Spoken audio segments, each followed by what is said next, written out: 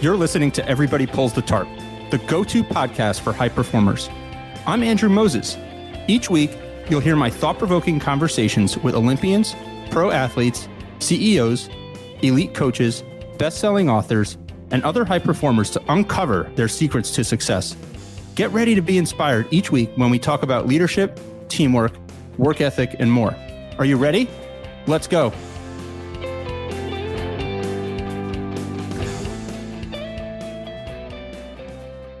Hi, everyone.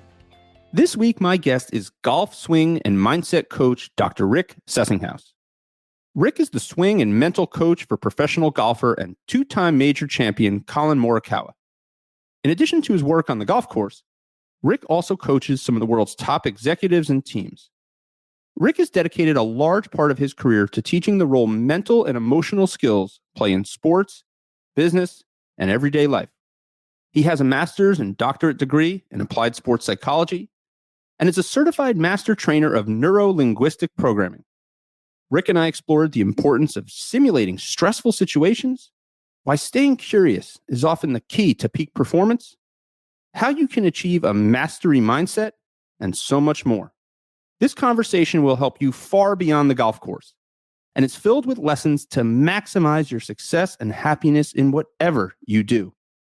So, let's pull the tarp and get straight to Dr. Rick Sessinghaus. How and when did you become a golf coach? Let's start there. Sure. Yeah, I played a lot of sports when I was a kid, and I got just passionate about golf when I was about 16, 17.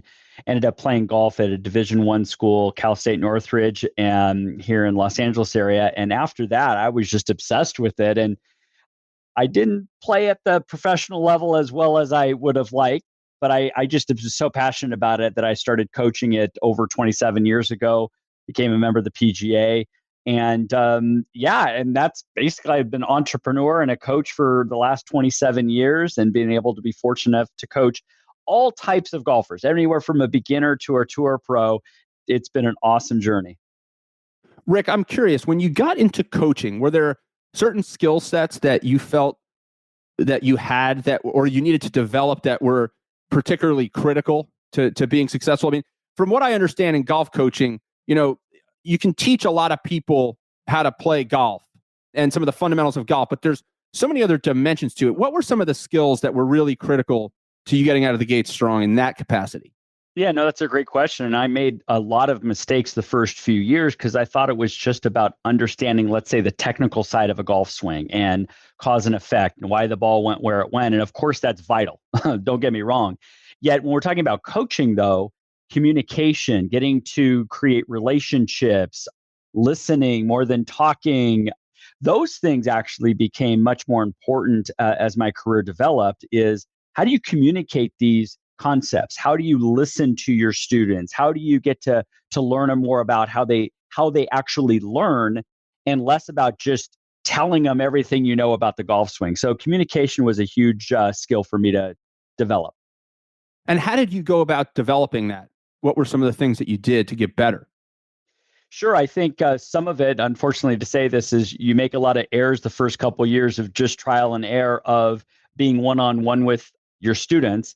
And I was passionate about understanding communication models. I started studying something called neuro-linguistic programming, which not only as an individual, how am I perceiving the world, but how your words and your message can be communicated properly or not so well through even our language and our body language and our tone and those type of things. So I studied that for several years and was able to do a lot of group seminars and presentations, which led to some corporate stuff.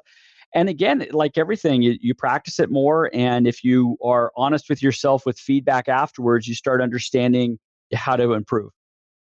Do you think sometimes with communication, people try and communicate too much? Do they try and communicate too little? Are they afraid of what's going to come back on the other side? What are some of the challenges that you find people have with communication? I think that if we're talking one-on-one from coaching or even one-to-many with a presentation, is that people think it gets so fixated on the words they're saying instead of how they're saying it. And that was a key thing. I could just list off on a PowerPoint, here are the key things for a golf swing, but I don't think it you're creating the message you want to come across, right? We want to actually have rapport with our audience, rapport with our students, and that comes from more about caring about the individual you're speaking about than just telling them things. So I think I learned fairly early it wasn't always about the words. It was more about the tone. It was about my energy behind it. It was the facial expressions that people go, "Oh, wow, he's actually cares. He's connecting to me. He's staying focused." Was some of the work that you did in particular around communication and some of the science behind it, was that the start of you heading down this path of mindset and mental skills, which has become a huge focus for you? Yeah, I think it's a part of it. My undergrad degree was in speech communication, so I started to understand how do you create a presentation and such. Yet it didn't really develop the mindset stuff until I looked back at my own playing career and go, wait a second, why didn't I reach my potential? And that question really opened up a rabbit hole that I continue down to this time is if everybody told me I had all these physical skills and I could hit the golf ball really well, why didn't I even come close to achieving some of the goals that I felt I should have? And so that went back to, okay, there could be other elements. And that's when, yes, I went down the rabbit hole of the mental game, went back to school, got a master's and doctorate in applied sports psychology, studied some other elements of focus and confidence and emotional management and dealing with pressure. And I'm telling you, I know that that's made a difference in my own life, but I've now used that with my coaching in golf, and it's made a huge difference in how people perform, but also how they enjoy the process too. Rick, I want to dig into a lot of the different topics that you mentioned there, navigating pressure, navigating change, overcoming adversity, all of these things. But I'm curious, when you really dove down that rabbit hole of the mental skills and you started to really pursue some of that education you described there, what was most surprising? Well, at first, when I went first down this, let's say 20 years ago, and really, really deep, at that point, it was a lot of what I'll call vague information, like, oh, positive thinking, or do these breaths, or visualization. And that's all fine and dandy. That's great. I think as we move forward to where we're at now, these are trainable skills.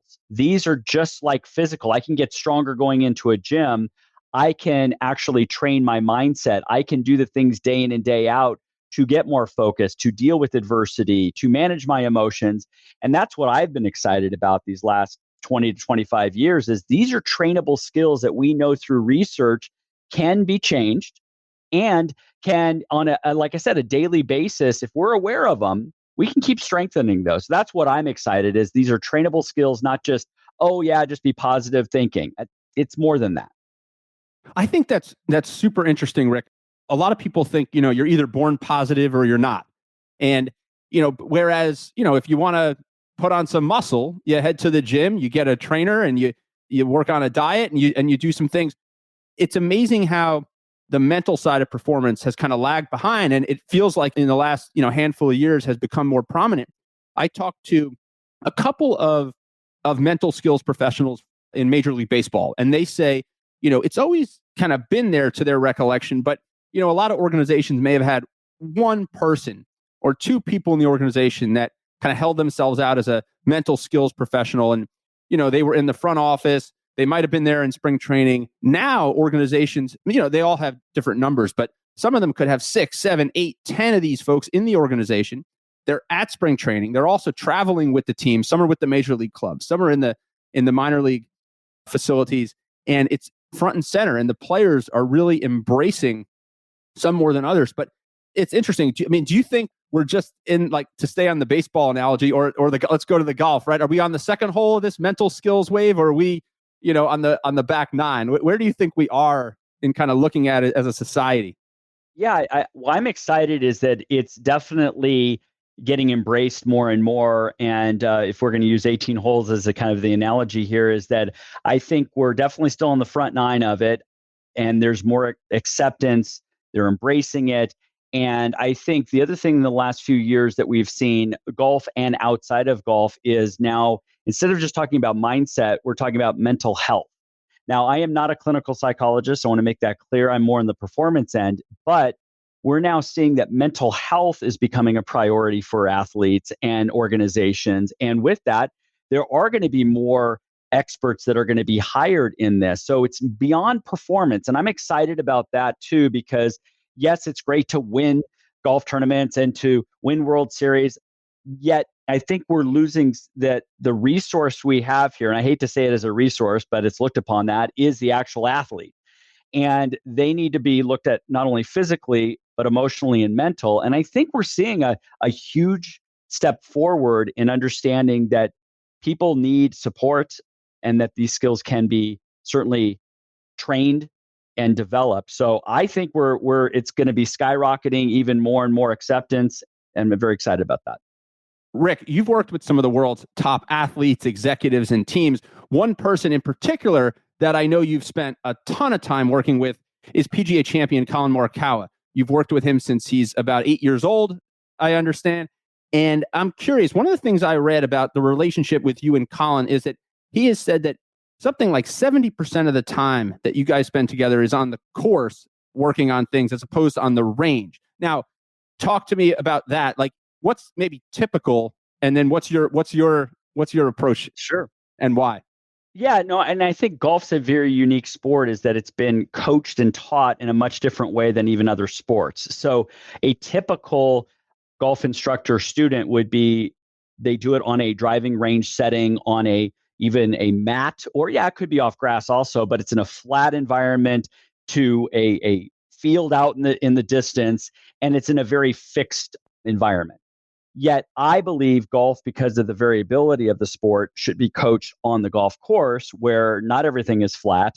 We have wind, we have hazards, we have a lot of those variables that need to be addressed so you can learn on the skills, which is part mental. And yes, it is part physical, but I believe you should be coaching it in the environment you're playing.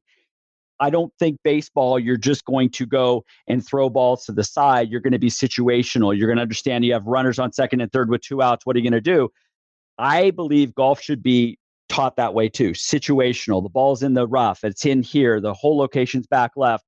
And so I'm looking at that as the best way to learn. And yes, from an early age with Collin and all my students, I'm going on the golf course. I'm putting them in different situations. I'm asking how they're thinking through shots. I certainly can help them with that. And then I can also add the physical mechanical side to this too, of how do you actually play the shot. So that's my method of my coaching is more situational because golf has so many variables to it. I'm curious, Rick. So in that circumstance, are you kind of just letting the golf course create the circumstances, or are you being intentional and saying, I got to make sure we get some of this, we get some of this? What's the approach there? Sure. No, it's a little bit of both. My main method would be, let's say it's in a 1 hour coaching session on the course, is that depending on the individual and their goals, maybe we're going to cover a shot that is most stressful for them. Hit a ball over water out of the thick rough, right? So now I'm putting them exactly in the situation that has caused them stress. And we are now going through what can we do the 30 seconds beforehand to maybe reduce that through a good pre-shot routine, good decision making, those type of things. But as you just said, it could be just whatever the course provides. I can hit a golf shot, see where it bounces, and let's play it from here, just like we would on the golf course. But most of the time, I'm going to throw people in different scenarios and see how they perform, the decisions they make. And then I give them multiple options. My method is you put them in a spot, they get to choose the shot. Then I get them to have a second choice. They get to now choose again. What did they learn from the first attempt? And they may have hit it great, by the way, but what did they learn? And then the third attempt is up to me as a coach. Hey, this is how I see the shot. This is how I want you to try it this way. That way, it's a very interactive between the athlete, or in this case, the golfer, and me as the coach. I'm not just telling them what to do. I want them to experience it for themselves. So it becomes both decision-making and mechanics at the time. So the concept, I keep kind of thinking about the concept of practice and rehearsal and kind of, training yourself for certain situations. I'm wondering, I mean, whether it's golf or other sports, or, a person who's just planning to give a speech and they're standing in front of the mirror and they're talking through some of their key points. Do we naturally gravitate to kind of simple, comfortable things and really practice those?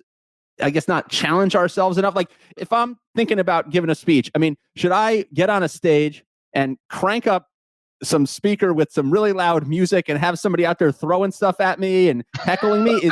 Is that, do you kind of train to kind of the worst set of circumstances? You could. I think you have to make small steps towards that. We don't throw anybody in the deep end if they don't know how to swim.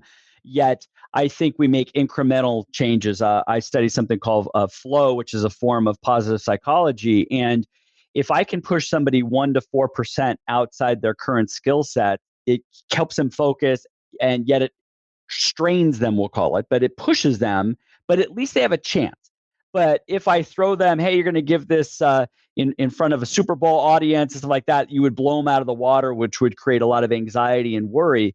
So I think incremental training is a key aspect of that. So it could be I first learned how to speak and I have note cards in front of me.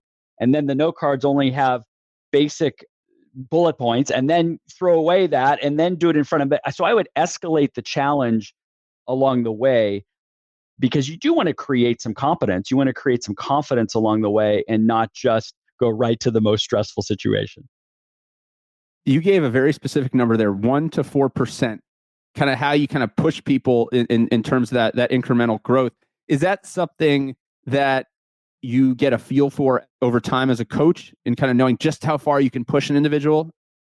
Yeah, no, exactly. And I think that's where the science and the art kind of come together as a coach, right? We can look at science-based stuff, but we do have to have that relationship and be able to read in my case, an athlete, to say, okay, do they look anxious already? Do they look stressed?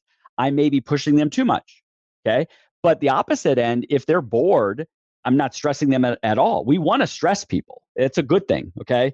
And create a pressure, create an environment where we push them. So I never want somebody too bored and too relaxed. Yet if somebody's anxious and you can just tell it through just even how they communicate and their body's tight and stuff, then maybe I have to back off a little bit. But you're right. You have to be able to read that with each individual. Let's talk a little bit more about Collin Morikawa again. Two-time major champion, having a fantastic run of success. What are some of the things that, when you met Collin for the first time, you knew, he was going to be something special?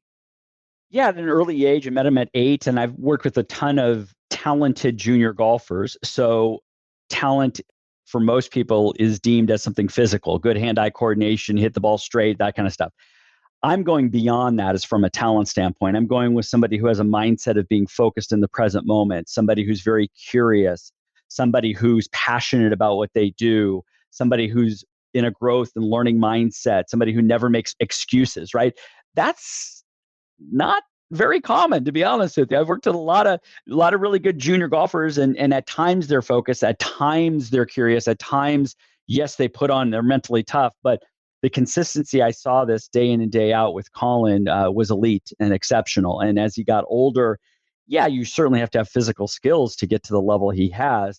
Yet he had a foundation of wanting to get better, believing he could get better. And it was both the mental side and the physical side. So he had a lot of those, what we'll call intangibles or stuff. But as you and I both know, those are trainable skills, and you have to identify what's going to help him. And with golf, you have to be focused in the present moment. You have to manage your emotions. And he already had a good foundation going in. I've read, Rick, work where you talk about, in particular, Collin and others having what you call a mastery mindset. What is a mastery mindset? Sure. Yeah, I think when we look at goals and motivation, which I'm a big believer in, by the way, I know some people, they look at motivation, oh, it's just rah. It's like, no. Motivation is your reason for doing something and your motive to take action. And some people, again, working with a lot of elite juniors and college players, they tend to get motivated now just for extrinsic reasons, just for the college scholarship, or for people to tell them how great they are, or getting likes on Instagram with their picture because they have a medal around their neck. And unfortunately, that can burn people out because the achievements are not always there and such. And so when we look at mastery mindset, we're looking at somebody who wants to master something, which requires not only day to day, it requires a journey for years to years to years. There is no destination. And along the way, Collin at this point has won 2 major championships. Most people would be happy with that as a career. But it's like, Well, no, I got more to do. But part of that is not only the achievements, which is fantastic, but he looks at it as how can I become a better player? What kind of shots can I learn? What situations, golf courses across the world do I need to be better at that will help him certainly achieve those big goals? But the mastery mindset is how can I get better today, which will lead to the journey, because golf is never perfected.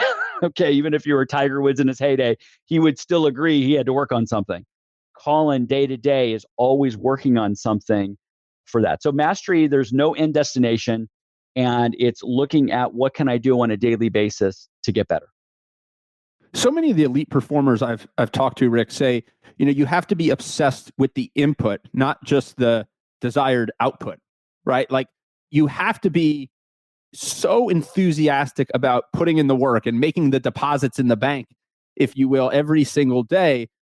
You can't just be excited about being famous or making a lot of money or, having, like you said, that Instagram picture with the medal.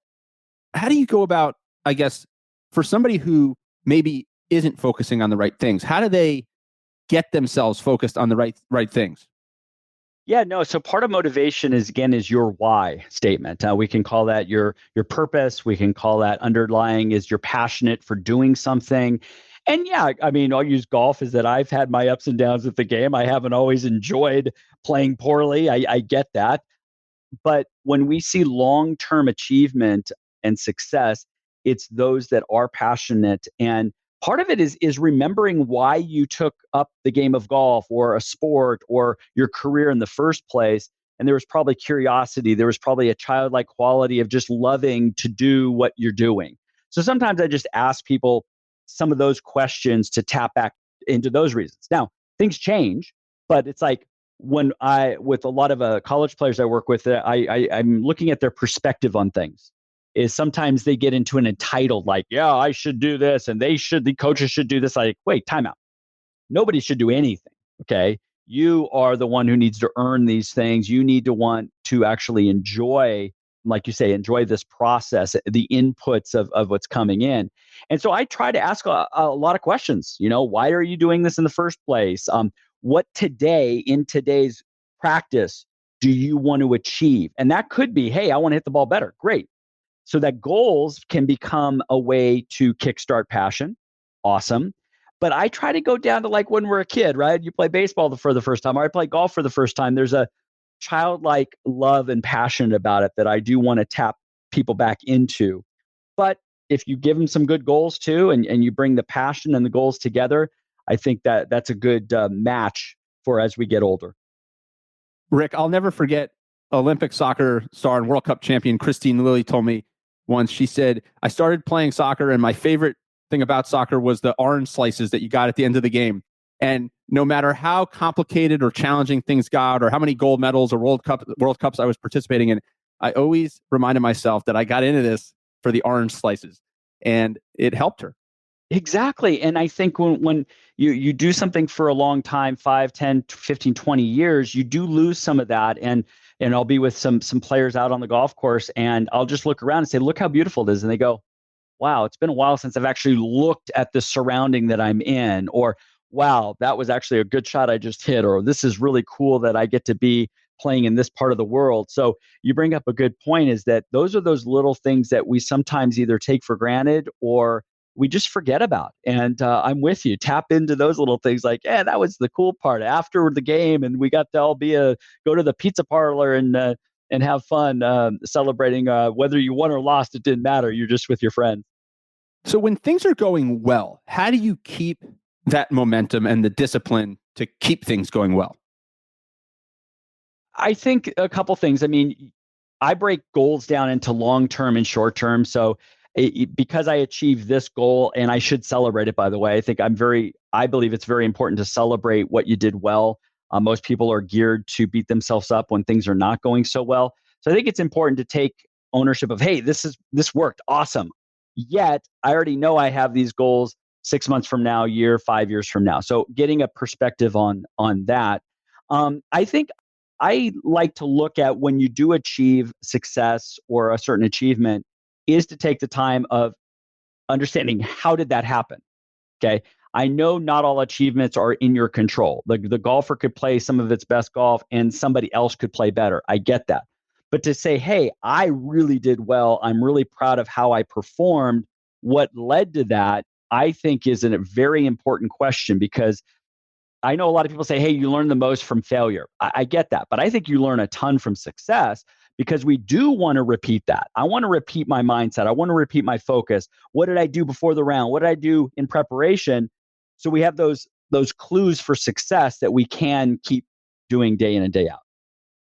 What are some of the things that you do when when they're not going well? How do you kind of get back on track? It's asking the same questions too. Hey, I didn't match the intention I set out today. Let's say it's on a round of golf, and then we could say at a tournament or even a shot. That shot did not go where I wanted. I wonder why. Being curious is a lot more productive than being judgmental and that shot's horrible, I stink. All right.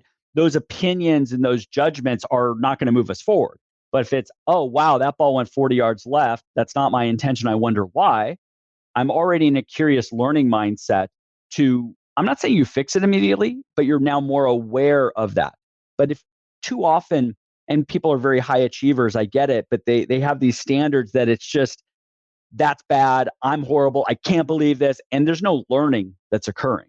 So I am doing, we call even golf, post-shot routine, post-round routine, post-tournament routine, to see if there is any cause and effect that's happening, both mental and physical, by the way, or mechanical, so we can minimize that trend is going in the wrong direction to bring it back. So I ask a lot of questions, a lot of assessments, and it's more of a curious mindset than a judgmental one.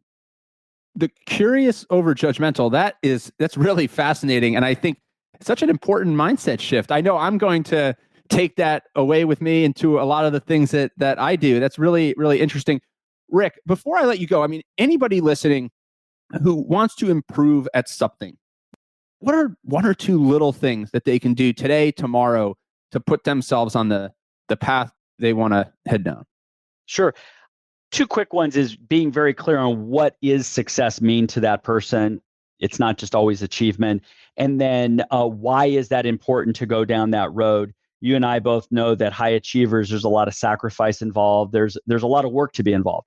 And some people don't ask that second question of why is this so important for me to pursue? Because there's going to be a lot of sacrifices involved. And if they're honest with themselves, say, yep, I'm going to take that on. Awesome. We got that taken care of. I think on a day-to-day basis, understanding that focus, your attention, is the superpower. As what am I paying attention to? Is this moving me closer to my goal or further away? And in our environment where we have our phones and our computers and a lot of stimulus in our environment, people's attention has been unfortunately compromised. And so I don't care if you're an athlete, if you're a business person, how you train your focus and your attention is going to make the biggest difference in how you move forward. Rick, I have learned so much. We're going to have to, do an entire other conversation to talk about focus and that discipline that you talk about there. I could go on for hours, Rick, but this has been so much fun. I love learning from you and digging into all of these principles. And it's really remarkable what you've been able to learn and develop and accomplish throughout your career, which is still, a lot being written here in the book of Dr. Rick Sessinghaus. Well, thank you for spending a few minutes with me this week. I appreciate it. Thanks so much. Thank you for joining me this week. Be sure to subscribe in your favorite podcast app so you can catch all of our upcoming episodes. And if you are like me and want a world full of tarp pullers, then leave a review to help others find us. You can also follow me on Instagram at AndrewMoses123 and sign up for my monthly email newsletter at everybodypullsthetarp.com/newsletter. I'll share tips and insights to help you achieve maximum success and happiness. Today is a great day to pull the tarp. I am rooting for you. See you next time.